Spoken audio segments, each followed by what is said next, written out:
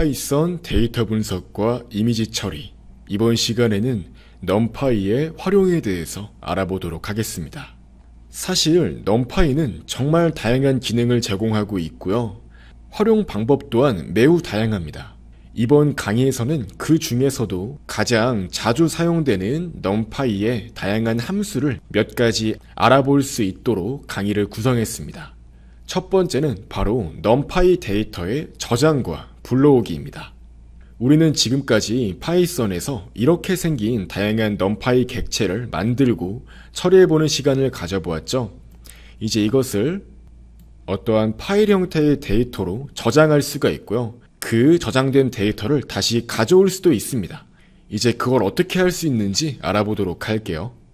가장 간단한 것은 하나의 객체를 저장하고 불러오는 것입니다.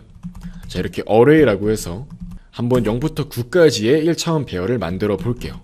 이렇게 save 함수를 이용해서 손쉽게 저장할 수가 있고요. 일반적으로 이렇게 npy라는 확장자로 저장을 합니다.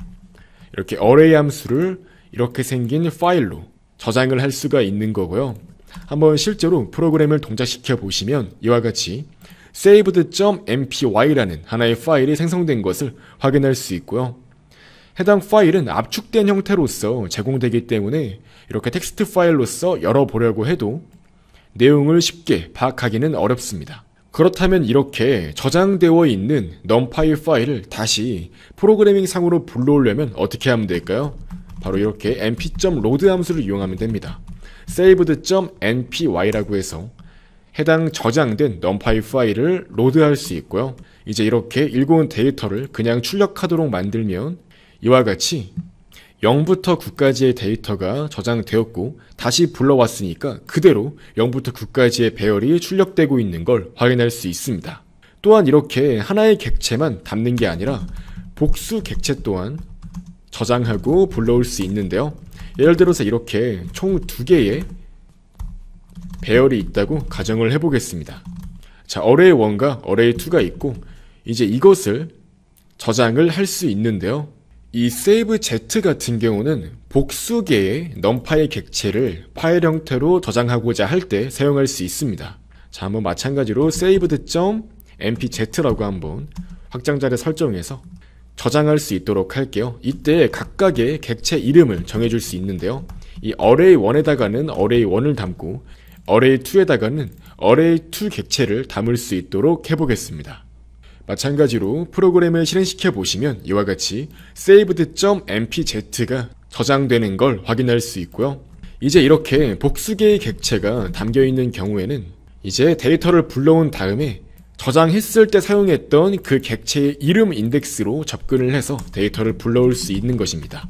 자, 이렇게 array1과 array2를 찾아서 result1과 result2에 담아서 이렇게 출력하도록 만들어 보시면 성공적으로 0부터 9까지 그리고 10부터 19까지 데이터가 각각 정확히 불러와져서 출력되는 걸 확인할 수 있습니다. 이상으로 numpy 데이터의 저장과 불러오기에 대해서 알아보았고요. 이어서 numpy 원소의 정렬에 대해서 알아보도록 할게요. 이 numpy 같은 경우는 원소의 정렬 기능 또한 기본적으로 제공하고 있는데요. 기본 설정은 오름차순 정렬이에요. 이렇게 위와 같은 데이터가 있을 때 아래처럼 빠르게 정렬을 수행시켜준다는 장점이 있고요. 한번 numpy 원소를 오름차순으로 정렬하는 방법에 대해서 바로 알아볼게요. 자, 이렇게 리스트 형태로 데이터가 들어와서 numpy 객체로 바뀌었을 때 출력을 해보시면 이렇게 데이터가 잘 출력되죠. 이때 numpy 객체에 기본적으로 포함되어 있는 sort 함수를 불러오게 되면 자동으로 오름차순으로 정렬을 수행해 줍니다. 그렇다면 내림차순으로 정렬하고자 할 때는 어떻게 할 수 있을까요? 가장 간단한 방법은 정렬된 이후에 이렇게 인덱싱 기법을 활용해서 거꾸로 데이터를 출력하도록 만들면 간단합니다. 이런 식으로 내림차순 또한 간단하게 처리해 볼 수가 있었고요. 또한 정렬을 수행할 때 열을 기준으로 해서 정렬을 수행할 수도 있는데요. 한번 이와 같이 2차원 형태의 데이터가 들어왔다고 가정을 해볼게요. 자, 단순히 출력하도록 만들어 보면 이와 같이 2차원 배열이 출력되어 있죠. 이때 정렬을 수행함에 있어서 기준을 행으로 삼게 되면 이 각각의 열을 봤을 때 더 큰 행이 아래쪽으로 내려가게 됩니다. 다시 말해서 각각의 열을 기준으로 해서 정렬을 수행할 수가 있다는 거예요.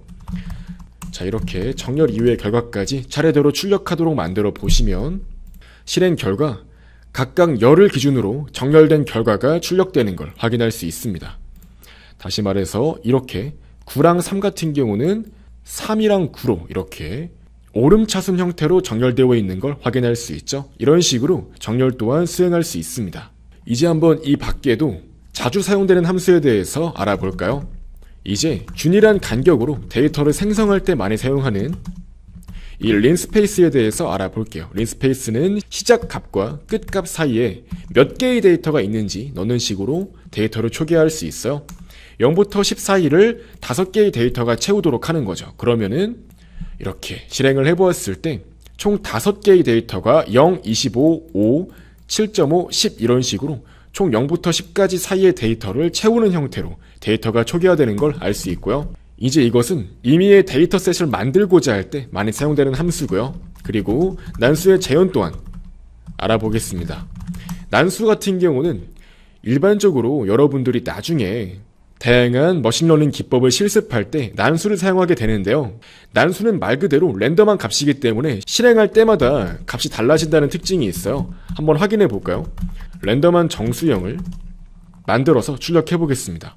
해보시면은 실행할 때마다 이 데이터가 바뀌는 걸 확인할 수 있죠. 말 그대로 랜덤한 값이니까요. 하지만 이렇게 시드라고 해서 어떤 값을 기준으로 해서 난수를 생성할 건지 설정할 수 있는데 이렇게 값으로 항상 동일한 값을 설정하게 되면 실행할 때마다 이제 매 결과가 매번 생성되는 난수의 결과가 정확히 일치하는 걸 확인할 수 있습니다. 이제 이걸 이용하게 되면 나중에 머신러닝 모델을 학습을 시키고자 할 때 난수가 달라서 학습 결과가 달라지는 일은 발생하지 않게 되겠죠. 그리고 또 많이 사용되는 것 중 하나가 넘파이 배열 객체의 복사입니다. 한번 이렇게 하나의 넘파이 배열을 초기화해 볼게요. 이때 이 array2에 array1을 담은 다음에 이 array2의 값을 바꾼 다음에 다시 array1을 출력하도록 해볼게요. 이렇게 하게 되면 이 numpy 같은 경우는 내부적으로 이 array2와 array1이 동일한 주소를 가리키기 때문에 array2를 수정하더라도 array1이 변경된다는 특징이 있어요. 즉 이런 식으로 분명히 array2를 수정했는데 array1의 값이 바뀌어버리죠. 0번째 인덱스가 99로 바뀌었잖아요. 이제 이런 걸 예방하기 위해서 numpy 배열 객체를 복사하는 작업이 수행될 수 있습니다. 이제 이때는 array1.copy라고 해서 이제 array1의 데이터를 복사해서 array2에 담을 수가 있고요. 이제 이때는 array2의 값을 변경하더라도 이 array1에 영향을 끼치지 않는다는 특징이 있습니다. 이런 식으로 배열 객체의 복사 또한 많이 사용되고요. 그리고 중복된 원소를 제거하는 함수 또한 많이 사용되는데요. 자, 이렇게 중복되는 데이터가 여러 개 들어가 있다고 한번 가정을 해볼게요. 이때 유니크 함수를 사용하게 되면 중복된 원소는 제거해서 1, 2, 3, 4만 출력되도록 설정할 수 있습니다. 이런 식으로 중복된 원소를 제거하는 유니크 함수까지 알아보는 시간을 가져보았습니다. 이상으로 이번 시간에는 numpy 객체를 저장하고 불러오고 그리고 numpy 함수 중에서 많이 사용되는 몇 가지 함수에 대해서 알아보는 시간을 가져보았습니다.